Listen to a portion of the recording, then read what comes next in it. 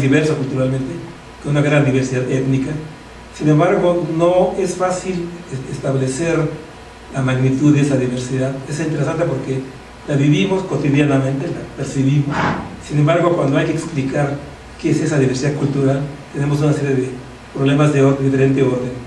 El dato lingüístico es muy rico porque a través de él tenemos la certeza que los pueblos mesoamericanos tienen una presencia milenaria. Es decir, si hay algún vínculo que permita establecer una continuidad entre los pueblos contemporáneos y aquellos que registra la arqueología de miles de años, es el dato lingüístico. Y la lengua nos transmite el proceso de diferenciación y toda una serie de aspectos que son muy ricos, que son una beta de investigación en sí de una gran importancia. Ahora bien, a partir del dato lingüístico, yo soy etnólogo, me aproximo al dato cultural. ¿Cuál es la diversidad cultural en México? La manera que se describe en general es a partir del dato lingüístico. Decimos zapotecos, decimos mayas, decimos mixtecos, con un dato lingüístico pero que tiene ya un referente cultural. De tal suerte que a través de la lengua podemos tener una primera aproximación, y lo voy a hacer para terminar y adelanto mi referente último de descripción, que es la comunidad. Es decir, de las grandes denominaciones lingüísticas y culturales, vamos a ir descendiendo hasta llegar a la que es la unidad básica de presencia, de reproducción de los pueblos mesoamericanos, que es la comunidad. Pero antes de eso quiero ir acotando mi reflexión para de alguna manera ir acercándome a este que es mi sujeto, que es la comunidad. Yo soy especialista en el área maya y en etnografía del área maya. Por lo tanto, los ejemplos que voy a traer, algunos referentes, son de área maya. Entonces, creo que es también un espléndido ejemplo de diversidad cultural, porque lo que encontramos en los pueblos mayas mesoamericanos es una gran diversidad que comencemos a entender a partir de esta diversidad ecológica. Y creo que eso es una primera entrada. Ahora, la relación cultura-lengua, como dije, es compleja, no necesariamente la correspondencia, y quiero mencionar 3 regiones donde la lengua es solo un indicador, y lo que nos permite reconocer esta región es el dato cultural. Es decir, hay pueblos, por ejemplo, de las lenguas que se hablan en México, el náhuatl es la más importante. El país tiene el 10% de hablantes de lenguas indígenas. De ese porcentaje, el 20% es hablantes de náhuatl. Por lo tanto, el náhuatl tiene por lo menos 2 millones de habitantes, de hablantes, si no es que un poco más. Es una lengua muy dispersa, se habla en 10 entidades federativas, pero tiene una gran diversidad lingüística y cultural.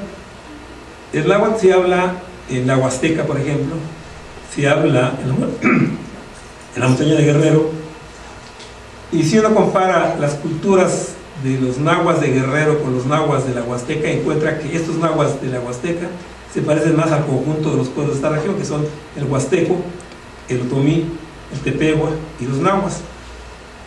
Si uno va a la montaña de Guerrero, donde se habla náhuatl, se habla mixteco y se habla tlapaneco, encontramos que esa población entre sí es muy parecida culturalmente, aunque lingüísticamente es muy diferente y son de familias lingüísticas diversas.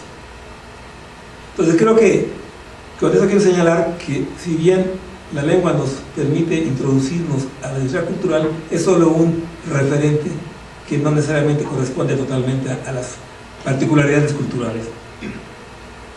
Como dije, el ejemplo que quiero usar es de los pueblos mayas.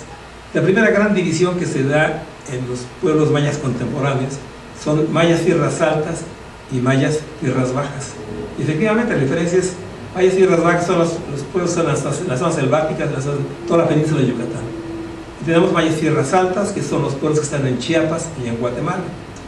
Tenemos una zona intermedia, que es las tierras bajas centrales, que están más vinculadas con el pueblo maya del norte. De hecho, la familia de lenguas que está en la parte de tierras bajas centrales es muy importante.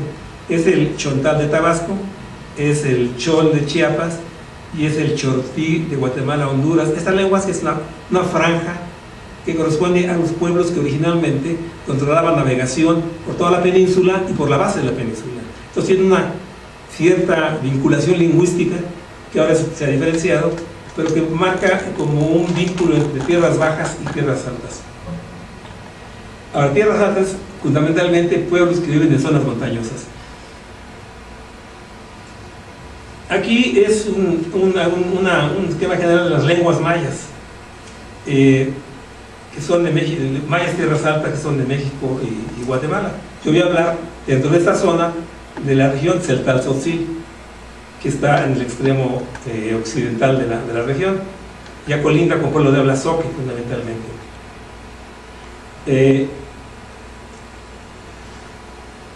Aquí tengo una referencia del número de hablantes de lenguas mayas que hay en México. Como ustedes ven, el maya yucateco tiene, en el año 2000, tenía casi 800,000 hablantes. Y el tzeltal y el tzotzil son las lenguas de mayor número de hablantes después del maya yucateco, con casi 300,000 cada una de estas lenguas.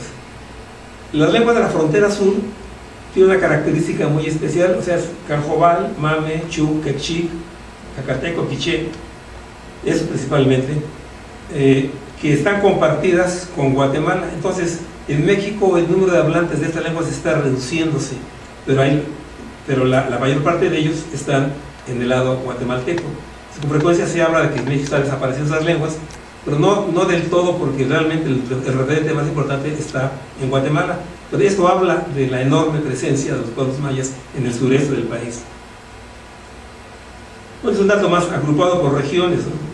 Quizá la región con mayor número de hablantes es la península de Yucatán. Y que hay un dato que también quiero mencionar al final de mi plática, si me da tiempo, que es el hecho de la dispersión de los hablantes de lenguas indígenas. Desde los años 70, 80 hay una migración a las ciudades, y la gente que llega a las ciudades en general reproduce muchos aspectos de su cultura y genera nuevas comunidades en el marco de lo urbano, que no pierden su contacto con los lugares de origen y por lo tanto expresan nuevas formas de diversidad de esos pueblos que son originalmente campesinos, pero ahora en un contexto urbano. Entonces, esto habla de que esta diversidad cultural y lingüística se está enriqueciendo, está viva, es dinámica. Claro, aquí subrayé los tzeltales, eso sí, porque es a los pueblos a que me voy a referir. Bueno, antes de entrar a esto, quiero hablar de la región Tzeltal-Tzotzil, los Altos de Chiapas. Tiene como centro regional la ciudad de San Cristóbal Las Casas, una ciudad fundada por españoles. Originalmente es una ciudad fundada por españoles, con un contingente importante de hablantes de náhuatl, mexicanos, tlaxcaltecas fundamentalmente, y de hecho los dos barrios más grandes de San Cristóbal actualmente son el barrio de mexicanos y el barrio de Tlaxcala. Y ellos se establecen en San Cristóbal Las Casas y ejercen un control sobre toda la región Tzeltal-Tzotzil. Aquí vale la pena señalar que esta denominación Tzeltal-Tzotzil es una denominación foránea. Ellos no se asumen como tzeltales y tzotziles, ellos tienen como referente importante su comunidad. Cada uno de ellos se identifica en tanto forma parte de una como específica. Por eso mencionaba al principio lo importante de destacar que es el protagonista de los pueblos y que es quien mantiene, reproduce la tradición cultural en formas específicas a cada una de estas comunidades. De tal suerte que uno puede hablar de 300,000 hablantes de tzeltal o 300,000 tzotzil, pero se va fragmentando en comunidades y en grupos, en racimos de comunidades que hablan variantes dialectales, para que además terminemos con que cada comunidad tiene una variante dialectal que es una característica de los pueblos mesoamericanos, pueblos que se identifican cuando hablan y que por lo tanto cuando alguien oye hablar a otra persona puede saber de qué comunidad procede solo por la variante dialectal que emplea. Esto es un rasgo muy de los problemas de todas las lenguas mesoamericanas, y se da también en el hecho de que cuando se fundan nuevas comunidades, estas comunidades recrean su propia variante dialectal. Hay un ejemplo de la zona donde han removido población por la construcción de sistemas hidráulicos, donde las poblaciones son reubicadas, reinstaladas, a veces juntando poblaciones de otras partes. Estas nuevas poblaciones crean toda su estructura y crean su variante dialectal específica, de tal suerte que tiene una identidad lingüística y cultural que es reconocible en el conjunto. Ahora, yo quiero hablar de una comunidad tzeltal que está cerca de las Casas, 30 kilómetros de Tenejapa, y quiero hablar de ella porque siendo yo estudiante hice mi trabajo de campo más largo inicial en esta comunidad. Estas fotos son de hace 50 años, cuando yo era estudiante, y tomé una buena cantidad de material gráfico que nos habla de la vida de estos campesinos celtales, mayas, y mencionaba el hecho que ellos no se asumen como mayas ni como celtales, se asumen como, en este caso, como tenejapanecos. Sin embargo, a partir de los años 70, con el movimiento indígena nacional, comienza a difundirse estas denominaciones regionales. En el caso de Chiapas, celtales y tzotziles. En el caso de Oaxaca, perdón, zapotecos, mixtecos son más conocidos, náhuatl son más conocidos. Pero en el caso de los altos de Chiapas, ya comienza a difundirse la identidad celtal tzotzil, que es lingüística, lingüístico-cultural. Y después, el paso siguiente es que al final del siglo XX se difunde que estas lenguas celtal y tzotzil forman parte de la gran familia de lenguas mayas, o la familia maya. Y desde entonces las propias poblaciones, en el marco del movimiento indígena, toman ese referente para tener una identidad más amplia. Es decir, ellos son ahora mayas celtales, mayas tzotziles, maya yucateco, es decir, ya tienen una denominación hacia afuera que los distingue del resto, dentro del conjunto de pueblos del sureste de México. Pero si uno va a una región, uno encuentra que la gente se identifica por la comunidad, y uno lo encuentra en todos lugares. Uno puede encontrar a un mixteco en la Ciudad de México y preguntarle cuál es su pueblo, de dónde viene. Dicen generalmente el centro regional, por ejemplo, Huahuapan, y dicen, bueno, pero ¿de qué pueblo? Y entonces ya se identifican por ese pueblo. Igual en Chiapas, inclusive la gente usa en español los nombres de las denominaciones comunitarias. Es de Zapalo Chalchihuitán, pableros; los chamulas, del pueblo de San Juan Chamula; los sinacantecos, Sinacanta; los pueblos de San Andrés, las raíces andreceros, y así por el estilo, los tenejapanecos. Ellos, si los preguntan son tenejapanecos, y ya después pueden agregar todas las etiquetas más generales para ubicarse en esta diversidad cultural lingüística. Ahora, como dije, en los Altos de Chiapas está la ciudad central, San Cristóbal Las Casas, nombrada en la época colonial Ciudad Real, era la capital de la provincia de Chiapas, y hasta muy el siglo XX le dan el nombre, el siglo XIX, de San Cristóbal Las Casas. Pero el nombre Ciudad Real habla mucho de la exposición española y el orgullo de ser españoles, que contrasta con el entorno de las comunidades celtales y tzotziles. La relación entre estos dos sectores de población son de una enorme complejidad, y se habla mucho de la subordinación, del racismo, de la explotación, y esta sale un contraste muy fuerte. En esta foto, que es de Tenejapa, se distingue bien la parte ladina de la parte indígena, o la parte celtal. Son las casas que están con techo de paja, son casas, ya no son de teja, pues ese estilo es el barrio de los indígenas, que no viven ahí. Los que viven ahí son las autoridades que tienen puestos y tienen que estar ahí por un año.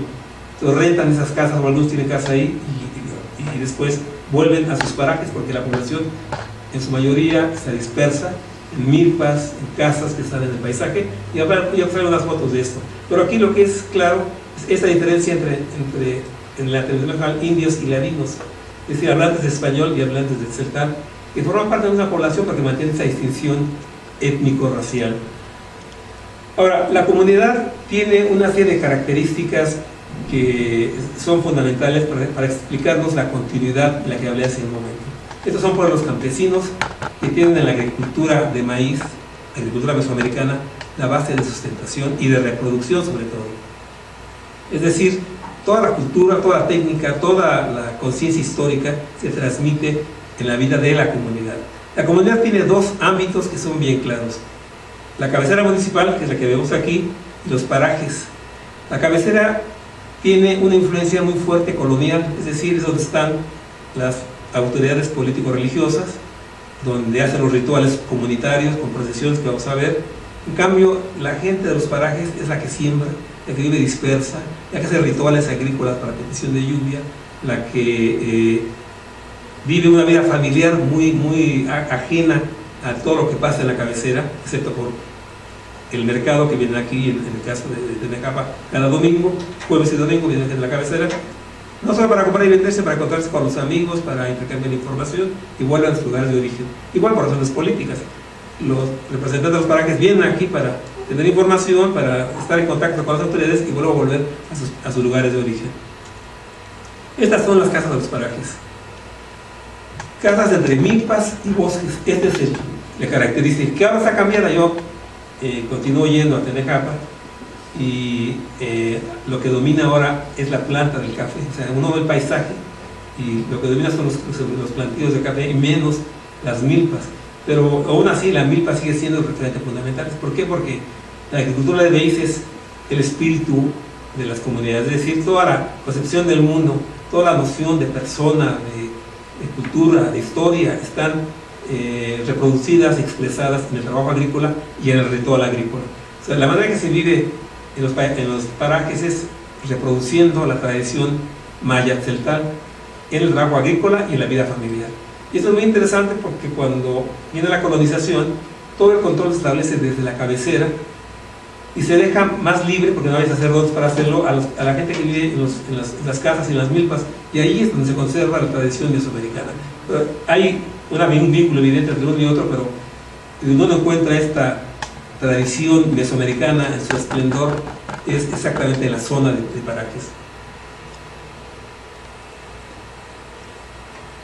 Esta es una casa. Las casas son hechas con materiales ambientales, es decir, el techo con las varas del bosque, los nudos de las casas son hechas con bejuco. Aquí el señor que está sentado está cortando tiras de bejuco, que es con lo que se atan las varas y las vigas. Sobre eso se va a poner el zacate que vamos a hacer para el techo, que es bastante eficiente, que es cómodo para este clima. Aquí estamos en un lugar de clima mucho más templado comparado con la cabecera. La otra cabecera está montañosa, está fría. En cambio esta ya es un valle que tiene zona cálida, donde encontramos frutales como el mango, encontramos la caña de azúcar, encontramos el plátano, el café y por supuesto la milpa, que es el referente básico para esta población. Esta es una casa, digamos, tradicional, donde la preocupación máxima es tener leña para cocinar. Entonces siempre están los hombres y las mujeres mismas trayendo leña, que bien tiene la señora una dotación de leña para poder estar con los suficientes materiales para hacer sus trabajos cotidianos. Pero de una relación muy estrecha con la naturaleza. Al fondo se ve un chayote, hay cafetos, hay frutales en torno a las casas, hay hierbas medicinales. O sea, hay un ambiente específico, muy rico, muy diverso, en el cual la familia se desenvuelve gran parte de su vida. Esta es una visión más lejana de la zona montañosa de los parajes. Ustedes ven, aquí se ven más que nada los campos de cultivo en diferentes etapas. Y adelante vamos a ver cómo este paisaje adquiere su expresión más dramática cuando entremos a la siembra. Aquí este es un mercado que está en una zona limítrofe de 3 municipios, es Oxchuc, Tenejapa y Cancuc. Este es un mercado que originalmente era un mercado clandestino, se llama el mercado de Ochip, porque hay una cueva que está ahí, que va a Ochip. Este mercado se hacía porque los ladinos de San Cristóbal prohibían que las comunidades intercambiaran entre sí productos para obligarlos a que esto lo hicieran en la ciudad, que consumieran los productos de la ciudad. Pero estas comunidades se arreglaron para hacer su mercado provisional, distante, ajeno a lo que pasa en la ciudad, y se reúnen los sábados. Ahora ya está muy cambiado, ya hay construcciones, pero en esa época era un lugar que no tenía ninguna construcción, pero referente es la gran cueva, porque en este lugar hay un río que se sumerge, y las cuevas son consideradas en la tradición mesoamericana el acceso al inframundo. Entonces tenía un referente religioso muy importante. Esta es una foto de la cueva donde se sumerge el río, y la gente lo tiene como un lugar sagrado, un lugar de gran importancia. Aquí entramos ya a la parte del trabajo agrícola. La señora izquierda está su palo sembrador con su morral, con la semilla, y disponibles a sembrar en una zona que uno ve que es muy rocosa, el suelo es delgado, sin embargo es fértil, pero no puede cultivarse más que solamente con el palo sembrador, buscando los huecos adecuados para sembrar. Lo que está al lado es un ritual agrícola, en este caso el ritual de carnaval. El carnaval en Tenejapa, como en gran parte de los pueblos indígenas, es parte de los rituales de fertilidad. y por lo tanto son de una gran importancia, y buena parte del conocimiento técnico en la agricultura se conserva cifrado en código en el ritual agrícola. Entonces este ritual agrícola está cercano a la temporada de lluvias y constituye una parte muy importante para la gente, porque es de alguna manera tratar de asegurar que haya el maíz este año, la alimentación, la tranquilidad por lo tanto. Este es otro ritual de carnaval, donde por cierto las mujeres no participan, son hombres que se visten de mujer. El señor que está aquí junto al chamarro negro es un señor con un vestido de mujer, y atrás está un niño con un traje de mujer, con un sombrero de hombre, que es una característica carnavalesca, es decir, un poco burlarse de los ladinos, y con implicaciones, por supuesto, también tiene que ver más que nada con la fertilidad, con la importancia de los rezos, del intercambio, que ese es algo que es particular a los pueblos indígenas. A diferencia de los carnavales de otras partes, los pueblos indígenas son los mayordomos y las autoridades quienes organizan los rituales de carnaval. Tiene un carácter profundamente religioso. Este es el sembradío, uno de los sembradíos de Tenejapa. Ustedes ven, de lejos se ve como una gran milpa, nos acercamos y encontramos esto que es este subsuelo, esta superficie, rocosa, que es lo común en gran parte de esta zona montañosa. Ya la fila de sembradores que va avanzando, estableciendo sus referentes para hacer la milpa. Esta es la que tengo que trabajar. De hecho, la gente es muy trabajadora del campo, tiene que trabajar cotidianamente, muy pesadamente, hombres, mujeres, trabajamos en algunas fotos. Son una parte importante de la vida cotidiana, la fundamental, es el trabajo agrícola. Y para ellos es su referente más importante. Es decir, la concepción del mundo se construye con el trabajo agrícola y la vida familiar. Y esto tiene como espacio fundamental la comunidad. Este es un ritual que se hace el primer día de siembra. La gente va en ayunas a sembrar y en la media mañana se hace un descanso para tomar un atole ritual.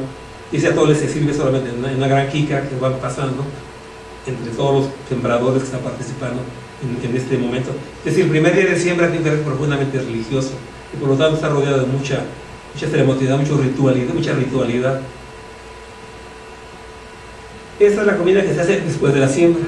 Entonces, en el centro hay recipientes con tamales, con frijol y un caldo que tiene huevos hervidos, y es ya el dueño del terreno ofrece esto a las personas a quien invita para sembrar, y con esto se marca ya el fin del día de siembra. Aquí estamos ya en la cosecha. Estos jóvenes están cosechando cacahuates. Tenejapa es conocida en San Cristóbal de las Casas por su producción de naranjas y su producción de cacahuate. Aquí estos jóvenes están sacando el cacahuate para después juntarlo, secarlo y llevarlo a vender a San Cristóbal. Aquí es la carga de la cosecha, es decir, las mazorcas. Aquí en este caso es llevándola, cargando con bestias, pero la gente misma va cargada del maíz. Aquí las mujeres cargando también, es una tarea pesadísima que también las mujeres participan. Pero eso finalmente lo hacen contentos, es decir, llevan el alimento para todo el año, hay un regocijo siempre. Recoger el maíz y llevarlo a la casa es un ritual también de una gran importancia en todos los pueblos mesoamericanos. Es más, a veces las primeras mazorcas que se llevan se hace un ritual para ellas, para dar la bienvenida, se les habla el maíz y se sitúan y se instalan en un lugar especial dentro de la casa para después ya distribuirlo, el que se va a guardar, el que se va a comer, el que se va a preparar, etc. Este es un abuelo limpiando la cereza del café con su nieto.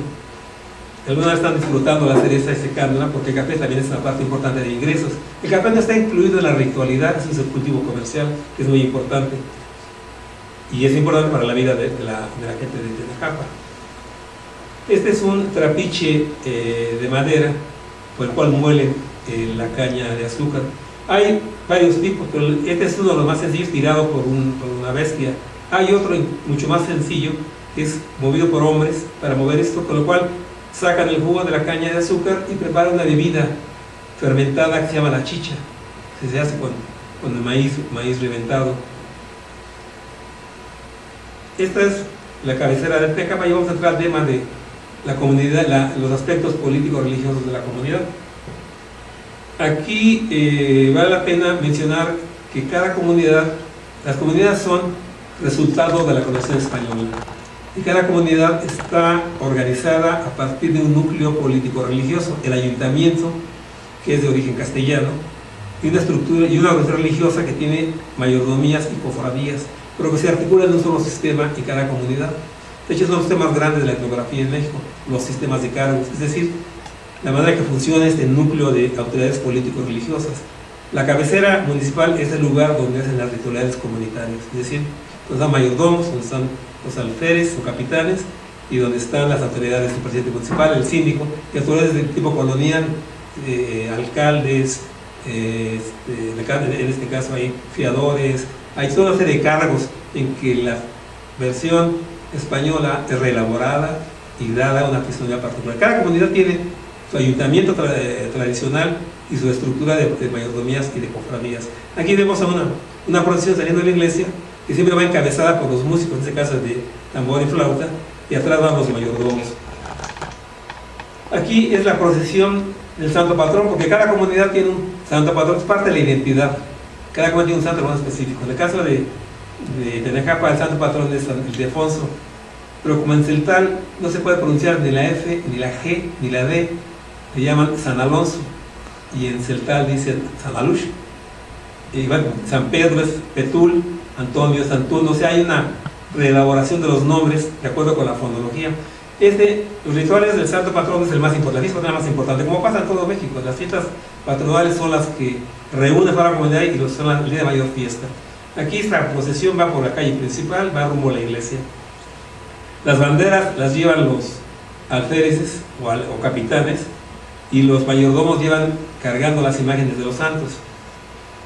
Aquí es un grupo de mayordomos que está danzando frente a la iglesia. Están los músicos frente a ellos, se reparte aguardiente, y cada uno de ellos, los mayordomos, las mujeres, llevan un bulto sagrado que se llama objetos, un bulto sagrado envuelto en telas preciosas, telas muy bien tejidas. Entonces danzan frente a la iglesia antes de entrar y continuar con el ritual. Este es San Alonso, que lleva una prenda en la cabeza que usan los hombres como parte de su indumentaria, lo cual habla de la identidad de este santo. Una cosa que no mencioné, que también tiene que ver con la identidad comunitaria, es que cuando llegan los españoles imponen a cada comunidad un tipo de indumentaria diferente. Entonces uno puede reconocer en San Cristóbal a una persona de la comunidad por la que procede por la indumentaria que llevan, y cada uno de ellos tiene una forma específica. Esto está desapareciendo. O sea, ahora, desde los años 90, ya la gente ya no usa, cuando va a la ciudad, su indumentaria, muy pocas personas, pero en su comunidad cada vez más se establece la indumentaria, digamos, nacional para ir a la ciudad, pero cuando están en su comunidad, ahí sí, y sobre todo en el contexto de los rituales comunitarios, las fiestas. Esto también otra imagen de la gran procesión con San Alonso a la cabeza, con la Santísima Trinidad, acuérdense, y todos los mayordomos, los alférez y todo el atuendo que llevan. Si ustedes ven, cada imagen lleva un adorno de tepolúmates o de orquídeas del bosque, es una boscosa. Todos tienen una cantidad de adornos de flores y orquídeas, flores y otro tipo de flores de las orquídeas. Los alférez, se ven esa franja que llevan como bufanda, que llevan parte distintiva de su cargo, como son los collares, como son los bastones en ocasión. Se reúnen para ir a la casa donde está el santo y ir por las banderas. Entonces es todo un ritual en que recorren la casa de cada funcionario y acudir a la iglesia e iniciar los rituales ahí. Este es el ayuntamiento de Tenejapa, este es el edificio, el cabildo. Este es un día de elecciones. Entonces había toda una gran agitación en la población. En el cabildo están los funcionarios con sus barras, si ustedes alcanzan a ver. De este lado están las casillas, y había toda una actividad muy importante porque había elecciones. Entonces, la cabecera es el centro político religioso de la comunidad, es el espacio donde se reproduce la identidad comunitaria. En los parajes se reproduce más el espíritu mesoamericano del trabajador de milpa, la cultura mesoamericana en su condición más vinculada a esta tradición del maíz. Bueno, el maíz es tan importante que dicen el Popol Vuh que el hombre fue hecho de maíz, y para las personas comer las tortillas es reintegrar, recuperar identificarse, es a tener la vida activa. Pues este niño se asomó en un momento que yo tomé una foto y salió con su tortilla, lo cual habla de su importancia por el gusto de la tortilla, como todos lo tenemos finalmente. Bueno, quiero hacer finalmente varios comentarios. Algunos de estos pueblos de la montaña se han dispersado en parte hacia la selva. De hecho, la selva desde los años 60, 70 se han formado muchas comunidades celtales, tzotziltes, choles, que son nuevas comunidades. Es donde emerge el zapatismo, es donde emerge toda esa nueva religiosidad, y son comunidades que no pierden su vínculo con su lugar de origen, pero son nuevas versiones. Mucho del proselitismo religioso de los mismos Samuel Ruiz genera nuevas comunidades con nuevos funcionarios religiosos, los diáconos. Pero los protestantes también tienen sus propias organizaciones y generan formas particulares de religiosidad sin perder su identidad étnica. En la selva, en la lengua franca es el celtal y el español. O sea, hay choles, hay tzotziltes, hay tojolabales, pero el celtal y español son los medios de comunicación o las formas nuevas de comunicación y de diversidad. Hablé de la migración a las ciudades, no solamente San Cristóbal, sino la Ciudad de México, Monterrey, Mérida, Guadalajara tienen hablantes de lenguas indígenas, y en los últimos 40 años todos los estados del país tienen ya hablantes de lenguas indígenas, como las del norte del país, donde hay ahora náhuatl, mixtecos, zapotecos, triquis, mazahuas, celtales, tzotziles, y las hay por supuesto en Estados Unidos. Y estas comunidades no pierden su vínculo con su lugar de origen, entonces genera un nuevo concepto de comunidad que algunos han llamado comunidad territorializada, perdón. Es decir, comunidades que ya tienen vínculos muy grandes. Un ejemplo que es estudiado por hace mucho tiempo es los chamulas. Chamula es una comunidad muy importante de los Altos, que hace mucho tiempo ha rebasado su territorio municipal y que ahora se encuentra lo mismo en el norte. En Mérida tienen comercios, en el puerto de Veracruz, en la Ciudad de México. Es decir, hay una diversificación, una dispersión. Entonces, esto significa que nuestras ciudades están adquiriendo una nueva diversidad étnica y lingüística.